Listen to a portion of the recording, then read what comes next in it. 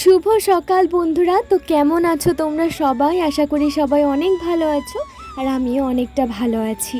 তো আমার আরেকটা নতুন ভিডিওতে তোমাদের সকলকে ভালোবাসা ও প্রণাম জানিয়ে আমার ভিডিওটা আজকে শুরু করলাম। তো দেখো, সকালে ঘুম থেকে উঠে কিন্তু মা সবই কাজবাজ করে নিয়েছিল, শুধু ঘরটা আমি ঝাড় দিয়ে একটু ন্যাতাটা দিয়ে দিলাম। তারপরে হাত মুখ ধুয়ে চলে এসেছি চা বানানোর জন্য। তো তেজপাতা দিয়ে একটু চা বানিয়ে নিলাম, ওই র চা। তেজপাতা দিয়ে চা খেতে না আমার খুবই ভালো লাগে। তেজপাতার ফ্লেভারটা কিন্তু আমার সব জিনিসেই ভালো লাগে, মানে সব রকম রান্নাতেই ভালো লাগে। আর চায়ের সাথে খেয়েছিলাম লুচি। কাল রাতে লুচি হয়েছিল, তো অনেকগুলো লুচি বেঁচে গিয়েছিল, তো সেই লুচিগুলোই কিন্তু খেয়ে নিয়েছিলাম। আমাদের এই মধ্যবিত্ত পরিবারে কিন্তু কেউ বলতে পারবে না যে আমি কখনো বাসি লুচি বা পরোটা খাইনি। তো এটা আমরা বেশিরভাগ মানুষই কিন্তু খেয়ে থাকি। তো তারপরে দেখো, আমার সোনামা কিন্তু ঘুম থেকে উঠে পড়েছিল, আর আমার সোনামাকে আমি খাওয়ানোর জন্য এদিকে দুধটাও গুলে নিচ্ছি। তো দুধটা এদিকে গুলে নিলাম, গুলে নিয়ে কিন্তু সোনামাকে খাওয়াবো বলে বসেছি। আর সোনামা দেখো, সে তো দুধ খাবে না, সে ওই যে বাসি লুচি আমরা খাচ্ছি দেখি যে তাকেও খেতে হবে, সে দেখো একদম টিফিনে লুচিগুলো ছিল সেটা ধরেই বসে গেছে লুচিটা খাওয়ার জন্য। তো তারপরে গয়লা চলে এসেছিল, তো গয়লার কাছে আমি চলে যাচ্ছিলাম দুধ নেওয়ার জন্য। তো সোনামা তো দুধ খায়, গরুর দুধ প্রতিদিনই এখানে এলে সোনামাকে খাওয়াই। তো আমাদের নিজেদেরই গরুর দুধ, তো দেখো সেই গরুর দুধ কিন্তু দোয়া হচ্ছে, তো সেখানেই চলে যাচ্ছি দুধটা নিতে। আর পরিবেশটা দেখো কত সুন্দর লাগছে। তো আজকে আমার জীবনের কিছু কথা তোমাদের সাথে শেয়ার করি বন্ধুরা। তো কি জানো তো বন্ধুরা, এরকম পরিবেশে ছোটোবেলা থেকে বড় হয়েছি। শহরের দিকে অতটা কখনোই যাওয়া হয়নি। বাবার সঙ্গে ছোটোবেলায় একবার বাবা যখন কাজ করতো, তো কাজের সূত্রে কলকাতায় থাকতো, তো বাবার সঙ্গে 3 দিন বা 4 দিন বা 1 সপ্তাহ, অতটা মনে নেই। তো ওরকম একটা সময় গিয়ে ঘুরে এসেছিলাম, তখন অনেকটাই ছোটো, ক্লাস 3 বা 4-এ পড়ি। তো তখন থেকে আমার মনের মধ্যে একটা শহর শহর ভাব কিন্তু ছিল। মানে এই যে শহরে ঘুরবো, টিভিতে দেখতাম শহরের মানুষরা কীরকম লাইফস্টাইল মেনটেন করে। তো আমার মনেও একটু ওরকম চিন্তাভাবনা ছিল, আমিও বেশ শহরে যেতাম, শপিং মলে বড় বড় শপিং করতাম। তো এরকম একটা ভাবতাম মনে মনে যে কতই না মজা হতো, এগুলো ভাবতাম। তো একবার গিয়েও ছিলাম জানো তো, মানে ঠিক শহর বলা যায় না, একটা জায়গা, একটা দিদির বাড়ি সেখানে। তো আমার মাসিরই কুটুম হয়, তো সেই সূত্রেই গিয়েছিলাম দিদির বাড়ি। দিদি আমাকে নিয়ে গিয়েছিল, তাদের বাড়ি প্রায় 1 মাস ছিলাম বা 1 মাসের বেশি ছিলাম। তো সেখানে যখন প্রথম প্রথম গেলাম, 1-1.5 সপ্তাহ কিন্তু আমার খুব মজা হয়েছিল, খুব ভালো লেগেছিল। সেই দিদির সাথে, দিদির বন্ধুদের সাথে, জামাইবাবুর সাথে সব জায়গায় ঘোরা ফেরা, বড় বড় রেস্টুরেন্টে যাওয়া, বড় বড় শপিং মলে তাদের সাথে গিয়ে শপিং করা। তারা আমাকে সমস্ত কিছুটা করিয়েছিল, অনেক মজা পেয়েছিলাম, অনেক আনন্দিত হয়েছিলাম। কিন্তু যত দিন যেতে শুরু করলো, যত দিনটা আস্তে আস্তে এগিয়ে যাচ্ছে, তত আমার যেন মনে হচ্ছে না, এই জায়গাটা আমার জন্য ঠিক নয়। আমি ছোটোবেলা থেকে যেখানে বড় হয়েছি, সেই জায়গাটার জন্য এই 1 সপ্তাহ এখানে থেকে কেন এত মনটা ছটফট করছে। সেই শহরে হয়তো 50 টাকার টিকিট কেটে অনেক নামি নামি বড় বড় পার্কের মধ্যে বসে আড্ডা দেওয়া যায়, সময় কাটানো যায়, অনেক আনন্দ উপভোগ করা যায়। কিন্তু আমাদের গ্রামের মাঠে ঘাটে, রাস্তা, পুকুর পাড়, মানে এসব জায়গায় যে আনন্দটা আমরা পাই, হাজার হাজার টাকা টিকিট কেটেও, হাজার হাজার বড় বড় পার্কে ঢুকেও কিন্তু আমরা এতটা আনন্দ পাবো না। তখন মনটা হয়েছিল যতই নামি দামি রেস্টুরেন্টে বসে নামি নামি বিরিয়ানি, চিকেন চাও, অনেক কিছু আরও নামি নামি খাবার খেয়ে থাকি, ছোটোবেলা থেকে প্রতিদিন মায়ের হাতে যে ডাল ভাত, এই সাধারণ খাবারগুলো খেয়ে খেয়ে বড় হয়েছি, সেই খাবারগুলোর স্বাদই কিন্তু এখন শ্রেষ্ঠ মনে হচ্ছে। আসলে কি বলতো, আমাদের সকলের সাথে কিন্তু এটাই হয়। গ্রাম বা শহর সেটা বড় কথা নয়, আমাদের জন্মস্থানটা সেটা সবথেকে বড় কথা।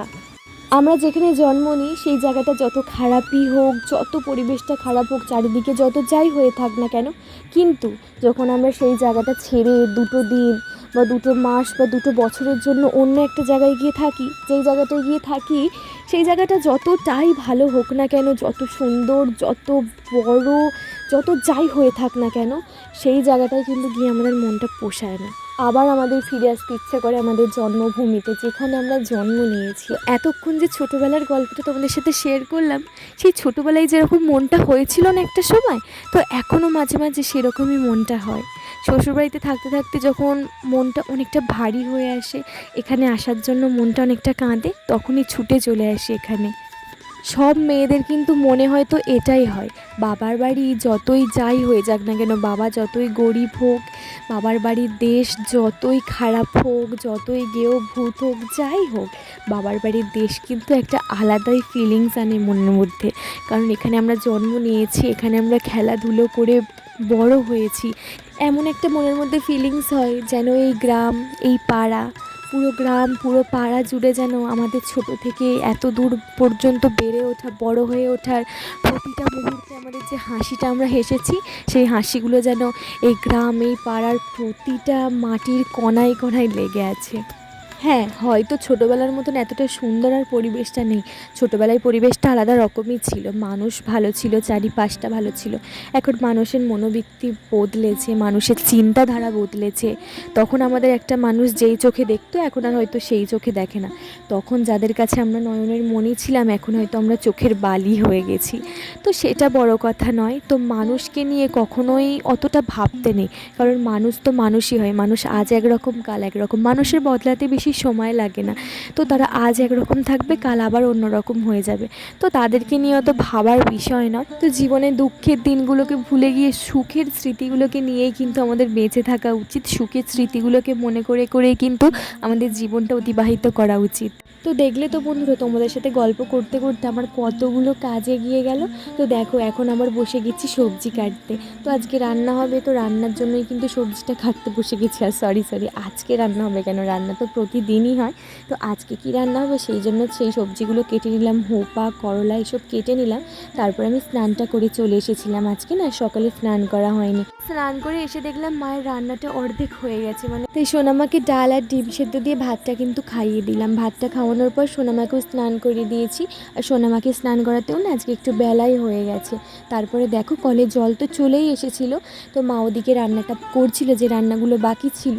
তো আমি এদিকে বললাম যে আমি বাসনগুলো তাহলে মেজে নিই। তো বেশি কিছু বাসন ছিল না, অল্প কটা বাসন ছিল, তো সেই বাসনগুলো মেজে নিলাম।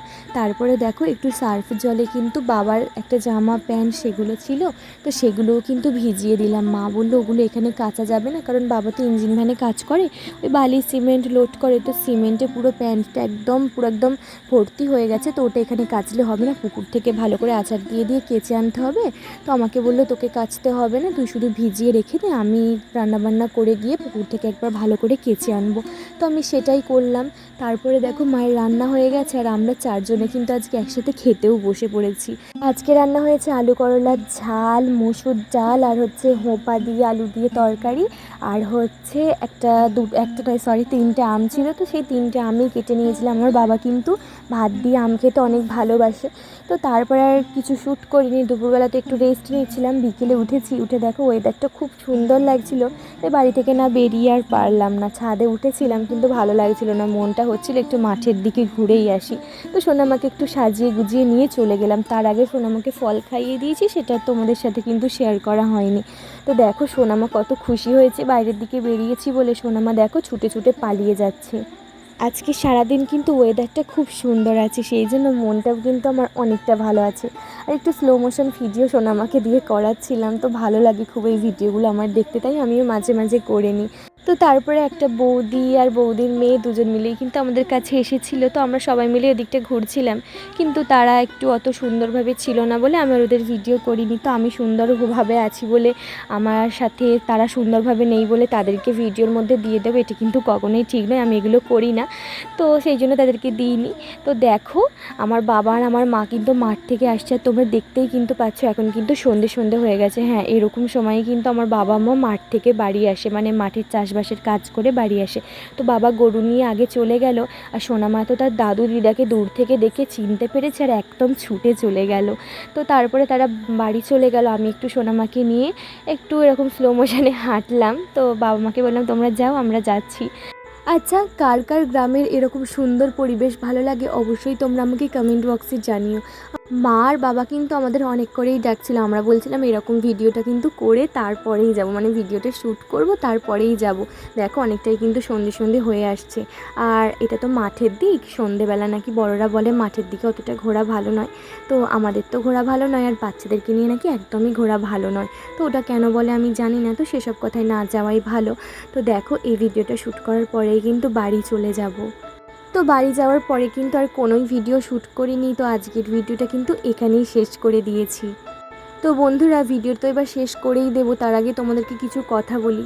তো বন্ধুরা আমি বুঝতে পারছি না আমার ভিডিও তোমাদের ভালো লাগছে কি লাগছে না। তো তোমরা কেউ কমেন্ট করছো না সেরকম, তো 2-1 জনের বেশি কেউ কমেন্ট করছো না। কদিন দেখছিলাম বেশ ভালোই তোমরা কমেন্ট করছিলে, 5-6-7 জন। তো এখন কেউ অতটা বেশি কমেন্ট করছো না, তো কেন করছো না আমি জানি না। তোমাদের হয়তো ভিডিও ভালো লাগছে না, তো অবশ্যই আমি এটাই তো ভাববো বলো, যে হয়তো তোমাদের ভিডিও ভালো লাগছে না তাই তোমরা দেখছো না, তাই তোমরা কমেন্ট করছো না। তো আমি কিন্তু একটু একটু করে আমার ভিডিওটাকে একটু ভালো করার চেষ্টা করছি, যাতে আমার ভিডিওটা তোমাদের একটু বেশি করে ভালো লাগে সেই চেষ্টা করছি। আসলে কি বলো তো, আমার ভিডিওটা মানে তোমাদের জন্যই করা, তোমাদেরকে ভালো লাগানোর জন্যই আমার ভিডিওটা করা। আমি তোমাদের থেকে একটু ভালোবাসা পেতে চাই। আমি খুব ভালোভাবে জানি ভালোবাসাটা আমি কিভাবে পাবো। আমার ভিডিওটা ভালো হলে তবেই না তোমরা আমার ভিডিওটাকে ভালোবাসবে, আমাকে ভালোবাসবে। তো তার কারণেই কিন্তু আমি ভিডিওটা অনেক ভালোভাবে করার চেষ্টা করি, অনেক ভদ্রভাবে করার চেষ্টা করি। তো আমার ভিডিওতে তাও জানি না আমি কেন তোমাদের ভালো লাগছে না। তো আমি বারে বারে তোমাদের একটা কথাই বলবো, যে কেন তোমরা আমার ভিডিও পছন্দ করছো না, বা কেন দেখছো না, বা কেন কমেন্ট করছো না আমি বুঝতে পারছি না। যদি তোমাদের কোনো জায়গাটা বোরিং লেগে থাকে, কোনো জায়গাটা না ভালো লেগে থাকে, কোনো জায়গাটা ভালো লেগে থাকে, তো সবটুকু প্লিজ আমাকে জানাও। আর কি সবাই একটু সাপোর্ট করো, ভালোবাসা দিয়ে পাশে থাকো, আর তোমাদের কাছে কিচ্ছু চাই না। তো চলো বন্ধুরা আজকের মতো আসছি, সকলকে টাটা বাই, গুড নাইট, সুস্থ থেকো, ভালো থেকো।